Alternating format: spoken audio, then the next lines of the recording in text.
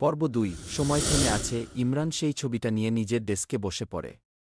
তিনজন মানুষের ছবি, দুজন স্পষ্ট, একজনের মুখ ঝাপসা। ছবি দেখে তার মনে হচ্ছিল কোথাও যেন এই লোকদের সে দেখেছে। তখনই ফোনটা বেজে উঠল। স্ক্রিনে নাম নেই, অপরিচিত নম্বর। ফোন ধরতেই শুধু একটা কথা, ঘড়িটা যেখানে থেমেছে তুমি সেখানেই যাবে, নয়তো সময় তোমাকে খুঁজে পাবে না। ফোন কেটে গেল। ইমরানের বুকের মধ্যে কাঁপুনি ধরল।